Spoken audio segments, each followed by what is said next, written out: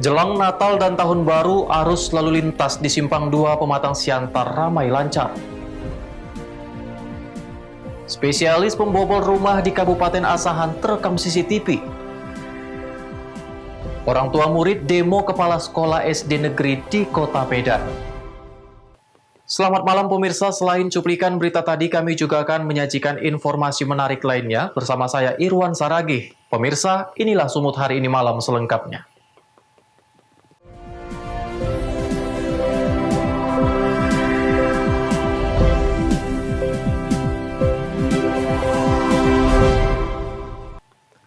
Kita ke informasi pertama pemirsa, satu hari menjelang perayaan Natal sekaligus menjelang Tahun Baru, arus lalu lintas di Simpang 2 menuju berbagai daerah di wilayah Siantar, Simalungun, dan sekitarnya dalam kondisi ramai lancar. Masyarakat tetap diimbau untuk tidak mudik atau menghabiskan waktu libur bersama keluarga di rumah saja guna mengantisipasi penyebaran COVID-19. Arus lalu lintas di Simpang 2 Pematang Siantar, Sumatera Utara mengalami peningkatan jumlah kendaraan hingga 30%. Peningkatan ini terpantau sejak Selasa kemarin hingga Kamis siang hari ini, tanggal 24 November 2020. Kendaraan yang didominasi sepeda motor maupun kendaraan pribadi hanya bisa melaju dengan perlahan, dikarenakan adanya titik pertemuan dari arah kota Pematang Siantar menuju daerah lainnya seperti Simalungun, Toba, Parapat, Kaban Jahe, ataupun Brastagi. Meningkatnya jumlah kendaraan dikarenakan banyaknya minat warga yang ingin mudik atau menghabiskan waktu libur perayaan Natal dan menjelang Tahun Baru bersama keluarga maupun di lokasi wisata. Namun demikian, warga tetap dihimbau untuk menghabiskan waktu libur perayaan Natal dan Tahun Baru bersama keluarga di rumah saja untuk mengantisipasi penyebaran COVID-19. Arus lalu lintas di wilayah Pematang Siantar, khususnya yang menjadi atensi biasanya di Simpang 2 ini, kemudian di Jalan Medan Pematang Siantar Jaga. Namun kita lihat untuk kondisi arus lalu lintas di Simpang 2 ini terlihat agak sedikit meningkat untuk volume kendaraan bermotor. Dilihat hari ini bisa dilihat sendiri di jalan peningkatan terjadi kurang lebih sekitar 20 atau 30% dari biasanya lah Pak. Mengantisipasi nanti kami akan lakukan rekayasa lalu lintas apabila benar-benar untuk volume arus lalu lintas itu sangat signifikan naiknya. Namun kalau masih sekitar 20 atau 30%, kami masih tetap lakukan di jalan umum dan akan dilakukan rekayasa apabila benar-benar peningkatan yang sangat signifikan. Kalau himbauan kami Pak dari aparat kepolisian, kita patuhi aja dulu anjuran pemerintah. Artinya gini, di tahun 2020 ini masih pandemi corona masih ada nyata. Jadi mohon untuk kira-kira tidak terlalu penting sekali atau tidak sangat penting sekali, lebih baik di rumah saja atau tidak melakukan perjalanan jauh, mudik dan sebagainya. Diperkirakan kondisi arus lalu lintas kembali normal setelah perayaan Tahun Baru di bulan Januari 2021 mendatang karena warga mulai beraktivitas kembali seperti biasanya. Dosi Simar Mata melaporkan untuk Eva Rina TV. Sementara itu pemirsa, bus angkutan Natal dan Tahun Baru di Terminal Kota Sibolga, Sumatera Utara menjalani pemeriksaan kelayakan oleh petugas Dinas Perhubungan dan Satuan Lalu Lintas Polresta Sibolga. Satu persatu bus di Terminal Kota Sibolga yang digunakan untuk mengangkut penumpang yang ingin merayakan Natal dan libur panjang menjalani kondisi kelayakan. Tak hanya melakukan pemeriksaan kelayakan bus, para pengemudi bus juga diwajibkan menjalani serangkai pemeriksaan, meliputi pemeriksaan penyalahgunaan narkoba serta pemeriksaan kesehatan. Bahkan untuk memutus mata rantai penyebaran COVID-19, para supir bus dan penumpang pun diwajibkan untuk menjalani protokol kesehatan COVID-19. Selain melakukan pemeriksaan kendaraan, petugas juga melakukan pengecekan terhadap pos-pos pengamanan di 2 titik lokasi di pelabuhan dan terminal. Dari kelayakan kendaraan, tadi sudah dicek sama Kadis Perhubungan, untuk saat ini masih terlihat semuanya layak. Dan dengan layaknya tersebut, dibelilah stiker sebagai bentuk bahwa kendaraan tersebut layak. Natal dan Tahun Baru ini dari pihak kepolisian yaitu dengan melaksanakan operasi Lilin Toba 2021 membuat dua pos pelayanan. Yang pertama berada di terminal, yang satu lagi berada di pelabuhan. Jadi dalam pos pelayanan ini kita semuanya sinergitas, ada dari pemerintah kota maupun dari TNI.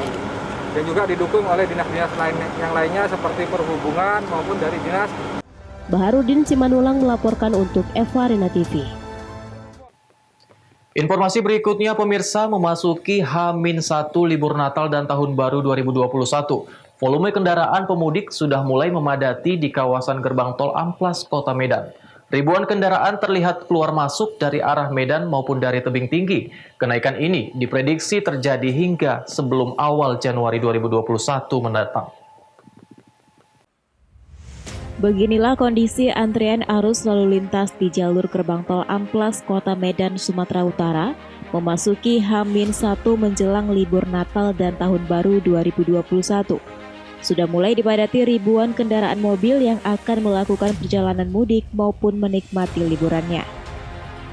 Kepadatan terjadi sudah sejak Kamis pagi dan diprediksi akan terus bertambah hingga menjelang Tahun Baru 2021 nanti. Hal ini diduga karena sebagian besar pemudik mengejar waktu untuk menghindari lonjakan kemacetan yang akan terjadi. Dari pantauan yang terlihat, pengendara kebanyakan datang dari arah Kota Medan menuju arah jalur tol tebing tinggi. Jalan tol sepanjang 61,8 km ini terhubung ke jalur tol Balmera Tanjung Morawa hingga ke arah tebing tinggi. Kepala Bagian Operasional Jasa Marga Tol Balmera Cabang Medan Irwan Syah Siregar menyebutkan, kepadatan ini naik sekitar 20% setelah sempat mengalami penurunan di masa pandemi COVID-19 pada masa libur Hari Raya Idul Fitri bulan Mei lalu. Arus kendaraan di ruas kita, di ruas Balmera, itu -2 sampai dengan besok -1 mengalami kenaikan 10-20%. Dan memang kita prediksi besok H-1 itu mulai mengalami kenaikan yang tinggi. Kemudian pada hari H-nya memang secara histori itu mengalami penurunan dari hari-hari biasa. Kebetulan karena tidak adanya libur bersama, jadi kita prediksi puncaknya itu ada dua kali, satu tanggal 24, kemudian tanggal 31, dan kemudian arus baliknya sekitar tanggal 27 dan tanggal 3 hari Minggu. Dan untuk tanggal hari-hari baliknya karena kebetulan hari Minggu itu lonjakannya tidak terlalu tinggi. Pak, antisipasinya Pak, mana ada lonjakan yang lebih tinggi lagi, kita dari Jasa Marga seperti apa? Antisipasi kita untuk lonjakan yang tinggi, kebetulan ruas kita di Amplas, di gerbang tol Amplas, kita sudah menambah pintu-pintu masuk dan keluar. Sementara ini pihak Jasa Marga juga sudah melakukan penambahan pintu keluar masuk tol apabila terjadinya lonjakan volume kendaraan yang signifikan pada arus mudik. Untuk tarif tol sendiri hingga sampai saat ini belum mengalami kenaikan. Wahyu Pratama melaporkan untuk Eva Rina TV. Sumut hari ini masih akan kembali sesaat lagi, tetaplah bersama kami.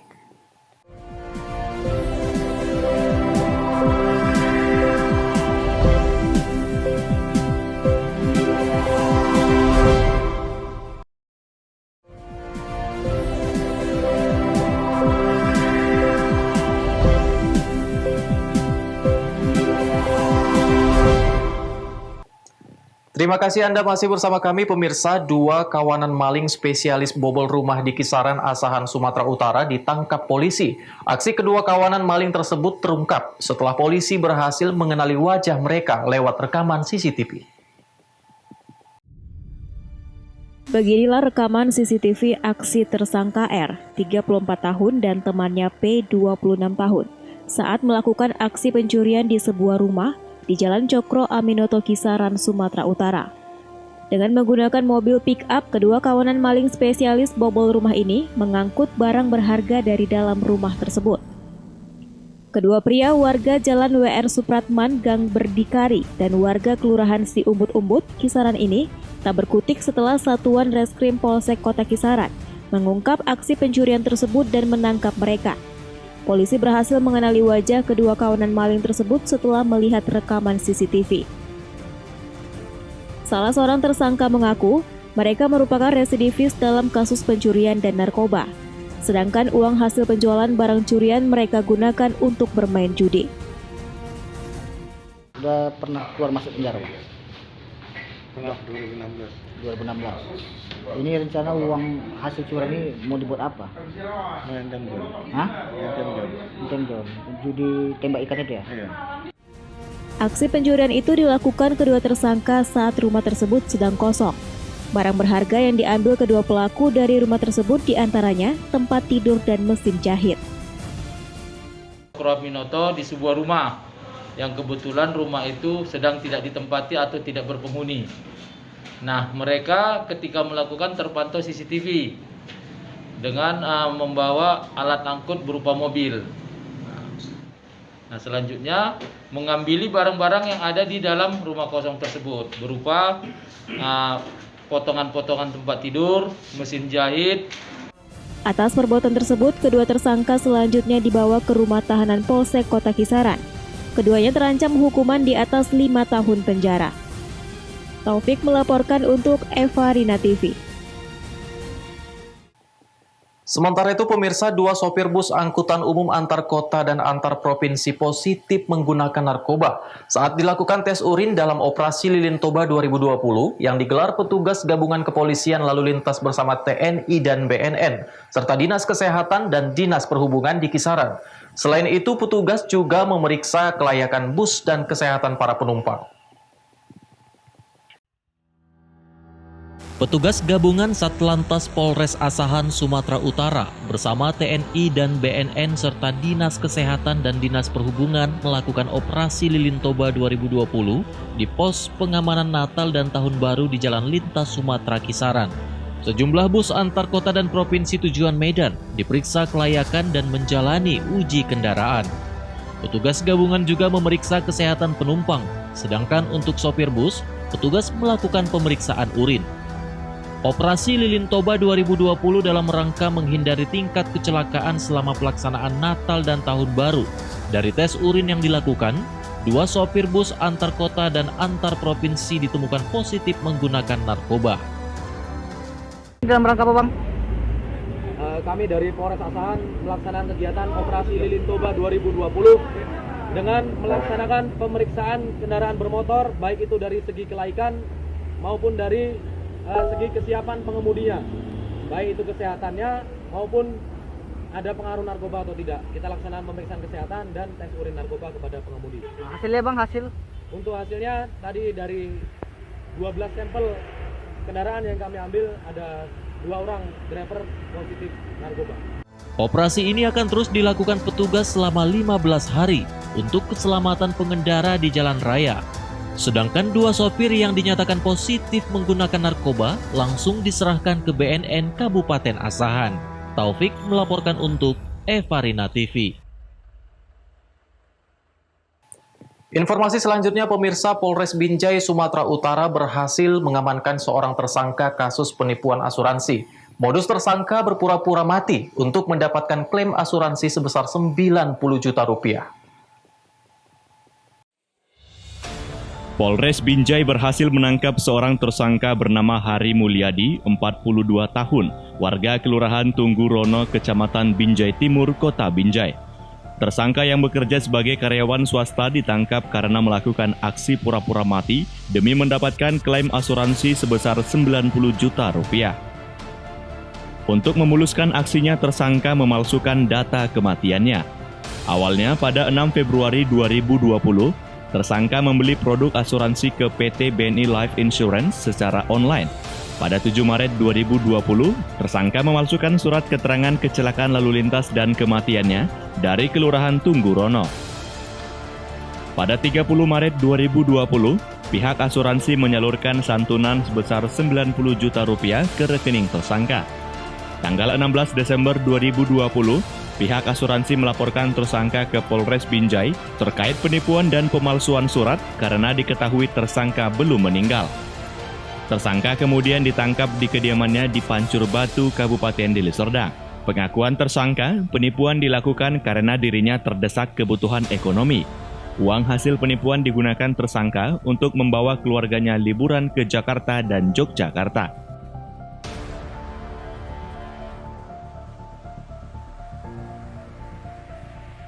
Melakukan pemalsuan seperti ini, Bang? Awalnya nggak ada, awalnya memang buat safety saya karena saya suka berkendara di luar kan, jadi perlu safety untuk ini perlindungan asuransi gitu. Jadi saya cari yang murah, yang klaimnya banyak gitu kan buat jaga-jaga. Tapi ternyata saya berpikir lain setelah itu. Waktu itu memang ada kebutuhan mendesak ya. Jadi saya buat aja gitu, gimana kan jadinya seperti main main judi lah gitu, 50-50, syukur cair nggak syukur gitu, ya udah gitu. Karena kan kalau asuransi itu kan biasanya kan mereka checking dulu baru bisa dana cair. Ini kok kayaknya ya udah saya tunggu aja gitu, tiba-tiba masuk SMS banking gitu. Setelah saya kirim, kalau nggak salah tuh 14 hari kerja itu dananya masuk gitu. Ya syukur lah, alhamdulillah gitu. Sementara itu, Kapolres Binjai AKBP Romadoni Sutarjo mengatakan, tersangka akan dikenakan pasal 378 KUHP dengan ancaman hukuman 6 tahun penjara. Polres Binjai akan merilis tentang perkara pemalsuan surat dan penipuan, di mana berdasarkan laporan polisi nomor 844 12 Romawi 2020 SPKT B Polres Binjai tanggal 16 Desember 2020, di mana yang terlapor di sini adalah Hari Mulyadi, umur 42 tahun, pekerjaan karyawan swasta, alamat di Jalan Soekarno-Hatta nomor 254B, lingkungan 4, Kelurahan Tunggurono, Binjai Timur. Di mana perkara yang terjadi adalah membuat surat palsu dan menggunakan surat palsu. Wahyu Pratama melaporkan untuk Evarena TV. Sumut hari ini masih akan kembali sesaat lagi, tetaplah bersama kami.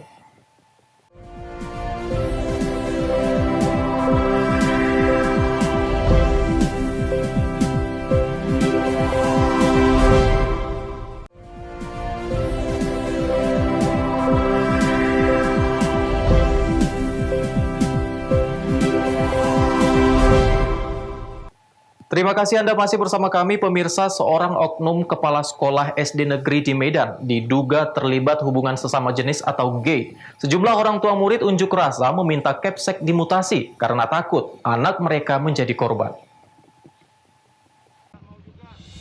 Sejumlah orang tua murid SD Negeri 064025 Jalan Flamboyan Raya, Medan, Sumatera Utara menggelar aksi unjuk rasa di depan gedung sekolah dasar pada Rabu siang kemarin. Aksi unjuk rasa ini merupakan bentuk protes dari para orang tua murid yang memprotes perlakuan menyimpang oknum kepala sekolah JS yang diduga terlibat hubungan sesama jenis atau gay. Hal ini dibuktikan dari adanya postingan akun Facebook yang memperlihatkan sejumlah foto dan tulisan mesra oknum kepala sekolah dengan pasangannya Z. Orang tua murid pun menuntut Dinas Pendidikan untuk melakukan mutasi terhadap kepala sekolah menyimpang tersebut, karena ditakutkan dengan perlakuannya dapat membahayakan bagi siswa di sekolah dasar ini. Tuntutan kita hanya minta supaya Bapak itu dimutasikan sesuai dengan saat kita RDP di kantor DPRD ya, tanggal 1 Juli. Karena di saat kita RDP itu memang semua anggota dewan minta dia dibuang, dipecat gitu. Tapi kita bilang janganlah, kasihan dengan orang istri dan anak-anaknya, mendingan dimutasikan aja lah. Ya temuannya ini kita awalnya adalah ini karena udah viral di Facebook, dan saya sebenarnya tidak tahu, hanya beberapa orang tua murid yang ada bergabung dengan akun Jeffrey Simbolon. Memang akun itu saya bilang saya pelajari dulu, ternyata memang Jeffrey Simbolon itu akunnya memang akun bodong, bukan orangnya sendiri, tetapi di dalam akun itu ada celah-celah atau komentar-komentar antara Pak Jamai Saragi dan Jul Heri dengan pakai nama samaran. Kalau Jul Heri nama samarannya adalah Nenggelis, dan Pak Jamai kalau nggak salah Paat. Sorenya datanglah beliau. Di situ diakuinya di hadapan kami orang tua murid dan komite dan guru bahwa semua yang ada di Facebook itu adalah benar, itu foto-foto saya.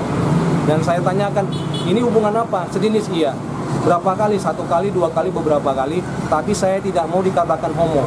Saya tetap laki-laki, saya punya istri dan punya anak. Saat hendak dikonfirmasi, oknum kepala sekolah tidak bersedia memberikan keterangan kepada awak media, meskipun di lokasi sekolah dasar sedang diadakan pembagian rapor.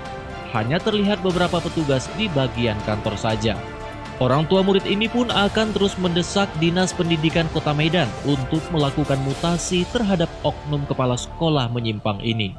Daniel Pekuali melaporkan untuk Evarina TV.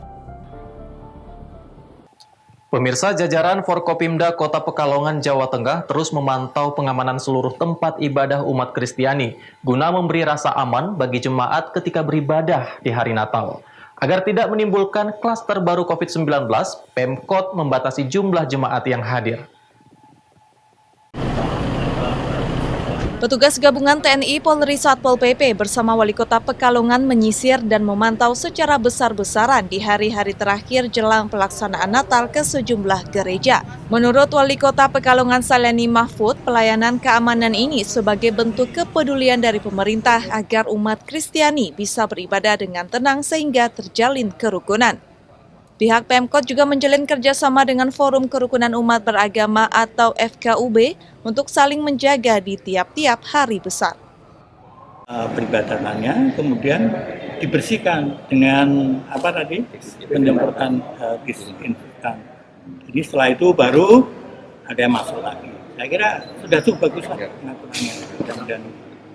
Dan keamanannya juga kita keamanan bersama TNI, Polri, Satpol PP, ya, semuanya yang kita siapkan untuk posko-posko masing-masing gereja ini. Sementara itu, agar tidak menimbulkan klaster baru COVID-19, pihak gereja mewajibkan setiap pengunjung mentaati protokol kesehatan, baik cuci tangan, memakai masker, hingga menjaga jarak. Di samping itu, semua gereja yang ada di Kota Pekalongan juga membatasi jumlah jemaat yang hadir mulai 20 hingga 300 orang tiap-tiap gereja. Bagi umat Kristen yang mau beribadah juga disediakan pelayanan virtual. Virtual, Zoom maupun perjumpaan terbatas ya, dalam arti kami mendapatkan tim kesehatan, satuan tugas COVID-19, kami juga libatkan untuk mempersiapkan dari segi kesehatan. Dari segi peribadatan, kami juga sudah koordinasi dengan petugas kepanitiaan ulang tahun Paroki 90 sekaligus mengampu yang Natal ini. Selain itu, selama Nataru, pemerintah Kota Pekalongan juga menyediakan pos-pos pembantu pemudik seperti tempat peristirahatan dan juga pos kesehatan. Dengan adanya sinergitas antara TNI, Polri, dan lainnya, diharapkan bisa memberi dukungan keamanan dan kesehatan terkait COVID-19 sampai puncak acara Natal, sehingga tidak ada yang dirugikan, terutama umat Kristiani.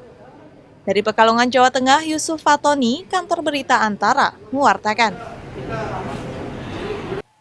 Pemirsa, demikianlah rangkaian informasi dalam Sumut hari ini malam. Saya Irwan Saragih mewakili kerabat kerja yang bertugas pamit undur diri. Terima kasih atas kebersamaan Anda dan sampai jumpa.